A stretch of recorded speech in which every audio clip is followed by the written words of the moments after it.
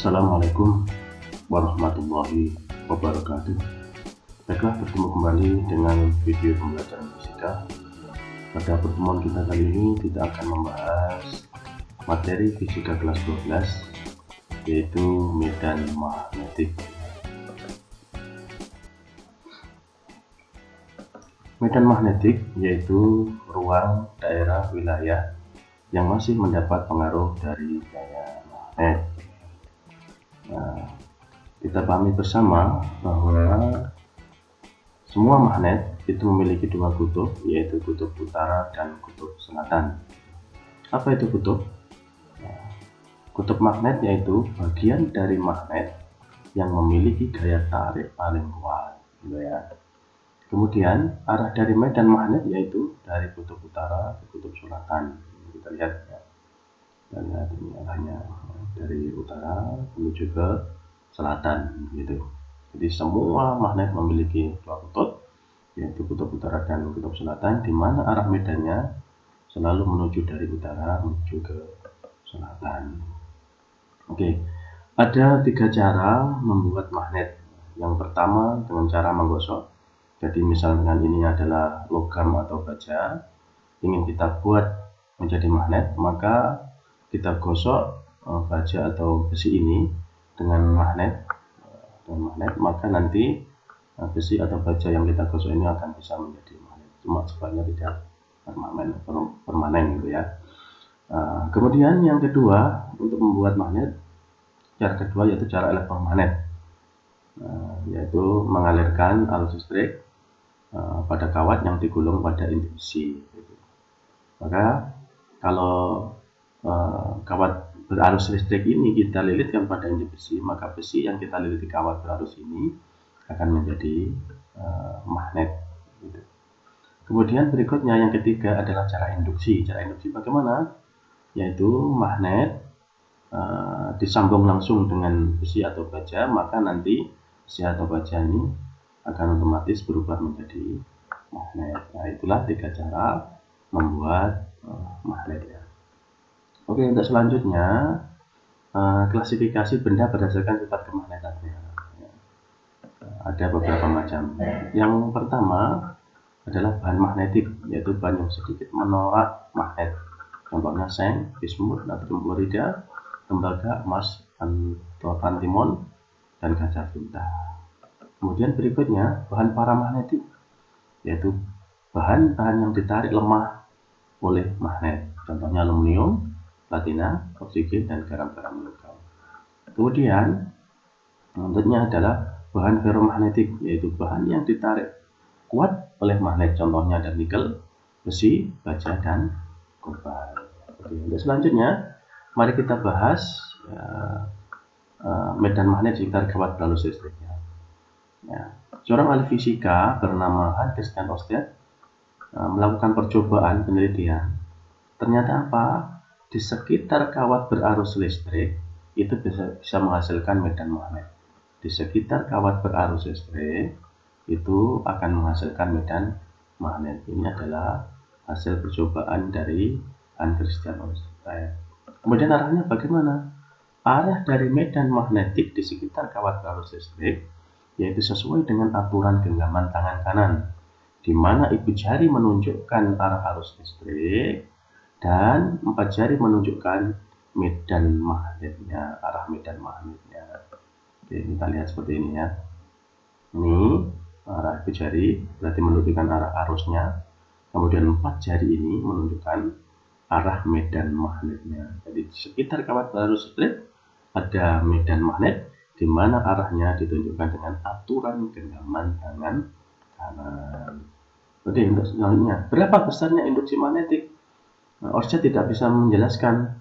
Nah, maka ada pakar fisika lainnya, ahli fisika lainnya, yaitu Biot dan Safat. Ya. Menurut Biot dan Safat, besarnya induksi magnetik di sekitar kawat berarus listrik itu adalah besarnya B, berarti medan magnet ini sama dengan μ0 per 4 pi integral I dl sin theta per r kuadrat. Nah, μ0 itu apa? μ0 adalah permeabilitas vakum, sama dengan 4 pi kali 10 pangkat min 7. Kemudian adalah arus, dl adalah elemen kawat. Theta adalah sudut suatu titik diambil dari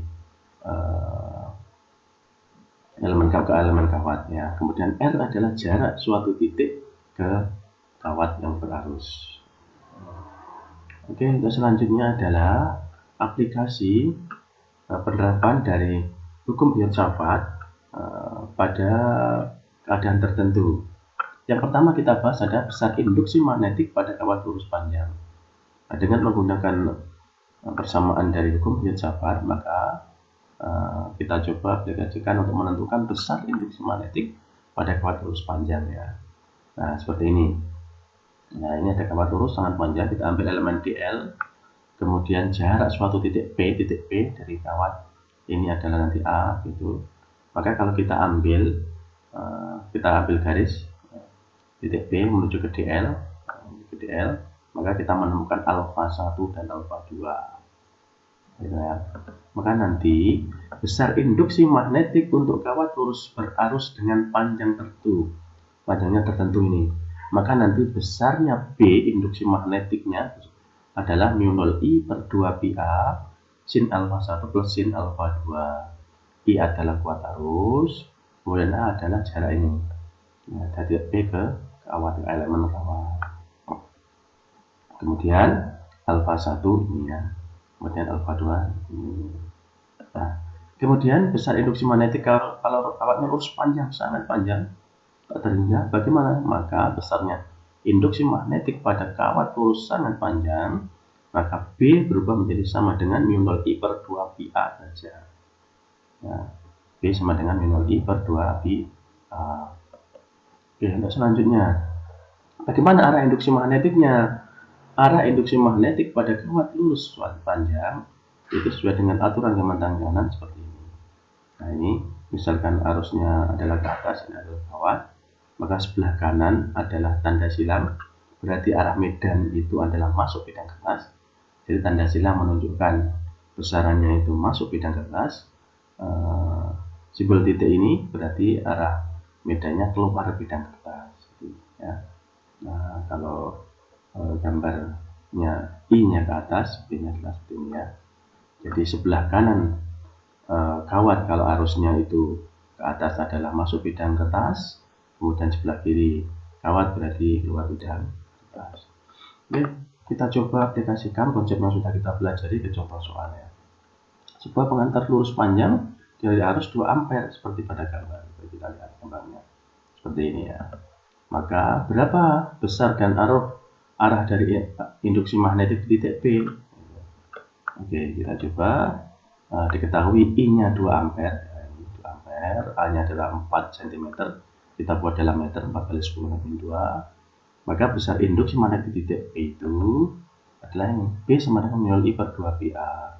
mu0 adalah 4 pi kali 10 kali 7, I-nya adalah 2 pi A, berarti A-nya adalah 4 kali 10 kali 2. Maka besarnya induksi magnetiknya adalah 10 pangkat min 5 Tesla. Bagaimana arahnya?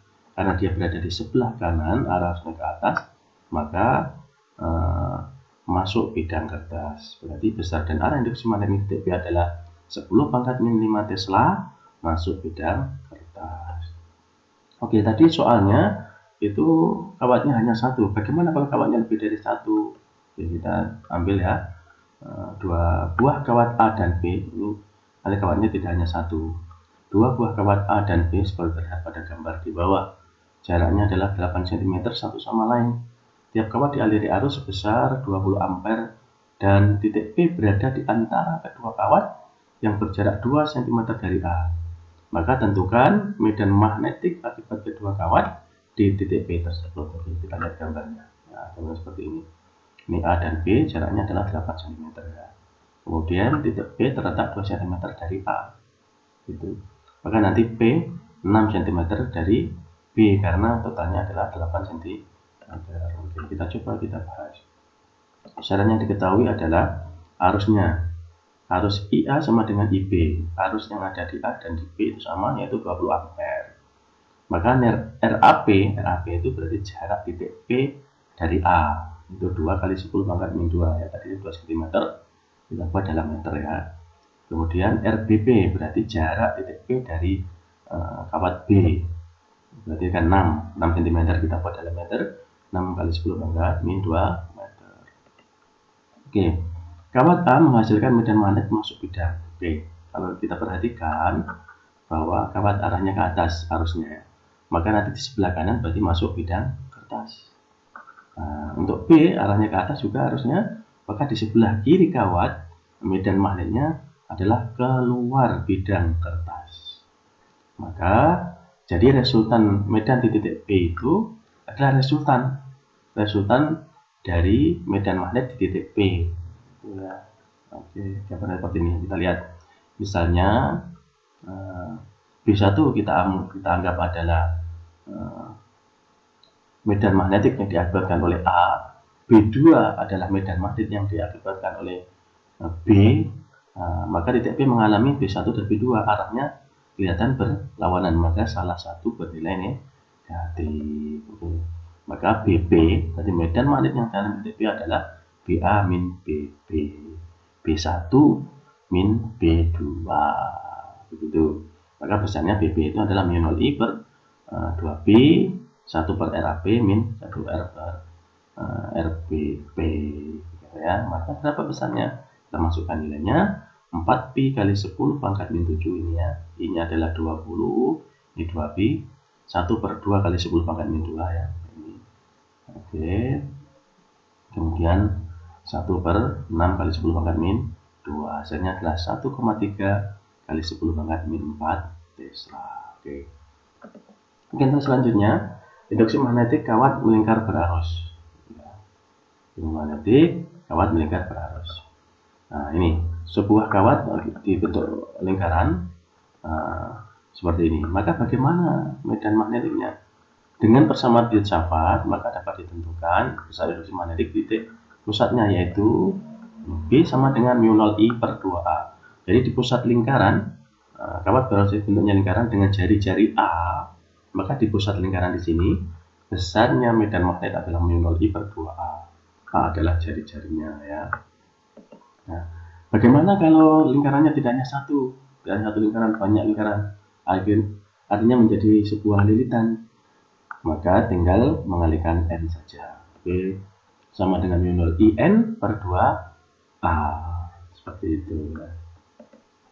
Nah, untuk menentukan medan magnetik di suatu titik di sepanjang sumbu lingkaran maka medan magnetiknya besarnya B sama dengan mu 0 I per 2A sin pangkat 3 alfa. Alfa adalah apa? Sudut yang ditarik dari suatu titik di sepanjang sumbu lingkaran. Bagaimana arahnya? Nah, untuk arah induksi dari magnetik kawat melingkar berarus seperti biasa sesuai dengan aturan genggaman tangan kanan seperti ini ya. Oke. Nah, kita coba aplikasikan ke contoh soalnya. Contoh soal. Seutas kawat terus dilengkungkan seperti gambar. Oke, seperti ini. Ya. Jika kawat dialiri arus listrik 2 ampere dan jari-jari lengkungannya 2 pi cm, maka berapa induksi magnetik di titik P? Ketahui I-nya adalah 2 ampere. Ya. A-nya adalah 2 pi cm. Kita buat dalam meter 2 pi kali 10 pangkat min 2 meter. Maka besar induksi magnetik pada kawat melingkar adalah ini. B sama dengan mu 0 I per 2A. Tetapi dari gambar ditunjukkan kawat hanya setengah lingkaran, maka nanti dikalikan setengah ya. Sedangkan gambar pada soal di atas adalah kawat setengah, maka nanti kita kalikan setengah. B sama dengan mu 0 I 2A kali setengah, karena hanya setengah lingkaran, maka menjadi berapa? Nah ini B sama dengan mu 0 I per 4A. Tadi sudah ini dikalikan setengah ya. Mu 0 I per 4A. Begitu. Kita masukkan angkanya 4pi kali 10 pangkat min 7, I-nya adalah 2, A-nya adalah 2pi kali 10 pangkat min 2, maka besarnya adalah sama dengan 10 pangkat min 5 Tesla. Seperti itu. Arah induksi magnetik di titik P adalah masuk bidang kertas. Ingat, gunakan aturan genggaman tangan kanan. Oke, untuk selanjutnya kita bahas medan magnetik pada solenoida ya. Apa itu solenoida? Nah, kumparan panjang yang terdiri atas banyak lilitan menyerupai sebuah lilitan pegas disebut dengan selenoida. Gitu ya. Bagaimana penggambarannya? Ini seperti ini. Banyak lilitan, panjang, gitu ya. Itu disebut dengan selenoida. Bagaimana induksi magnetiknya? Induksi magnetik di tengah-tengah selenoida itu besarnya adalah ini. BP, induksi magnetik di tengah-tengah ini ya, sama dengan mu0 Ni per L. N adalah banyak lilitan, I adalah arus, L adalah panjang dari selenoida. Kemudian bagaimana di ujung-ujungnya? Induksi magnetik di ujung selenoida B sama dengan setengah mu0 Ni per L. Tinggal mengalihkan setengah saja. Jadi di ujung baik kanan maupun kiri itu besarnya adalah ini medan magnetiknya. Setengah mu0 Ni per L. Gitu. Oke, untuk lebih jelasnya mari kita aplikasikan ke contoh soal ya. Oke. Suatu selenoida panjangnya 2 meter dengan 800 lilitan, berarti ini L, gitu ya. Dengan 800 lilitan berarti N, dan jari-jarinya 2 cm berarti A. Jika selenoida itu dialiri arus sebesar setengah ampere berarti I. Tentukan induksi magnetik di ujung selenoida. Berarti ditanya B di ujung selenoida. Maka misalnya kita masukkan ya B sama dengan ya B sama dengan N mu0I per 2L tadi ya, 2L. Maka kita masukkan N-nya adalah 800, mu0 adalah 4 dikali 10 pangkat 7, I-nya adalah setengah, L-nya adalah 2. Maka biasanya 4pi kali 10 pangkat 5 Itu cukup mudah ya. Oke, untuk selanjutnya adalah medan magnetik pada toroida. Apa toroida? Toroida yaitu sebuah selenoida yang dilengkungkan sehingga membentuk sebuah lingkaran. Itu disebut dengan toroida. Seperti apa gambarnya? Kita lihat. Nah, seperti ini. Jadi selenoida panjang kemudian dilengkungkan membentuk lingkaran. Maka ini disebut dengan toroida. Bagaimana induksi magnetiknya? Induksi magnetik di sumbu toroida besarnya adalah B sama dengan mu0 Ni per 2pi A. Gitu. Nah, di mana N banyak lilitan adalah jari-jari efek ini dari pusat. Ini adalah tanya. Oke, untuk selanjutnya ya kita coba apa yang sudah kita pelajari tadi, mulai materi, konsep, kemudian contoh soal, kita aplikasikan ke dalam latihan soal. Maka silakan dicoba untuk menguji pemahaman kita ya. Kawat selenoida dengan panjang 2 meter berarti L, memiliki 400 lilitan berarti N. Selenoida tersebut dialiri arus sebesar 10 ampere, itu berarti I. Jika selenoida dianggap cukup panjang, tentukan induksi magnetik di ujung dan di tengah selenoida. Berarti ditanyakan B di ujung dan di tengah selenoida. Saya kira cukup mudah. Oke, untuk sementara mungkin itu video pembelajaran kali ini. Jangan lupa Allah akan mengangkat derajat orang-orang yang beriman dan orang-orang yang berilmu beberapa derajat. Oke, selamat bertemu dengan video pembelajaran lainnya. Saya akhiri. Wassalamualaikum warahmatullahi wabarakatuh.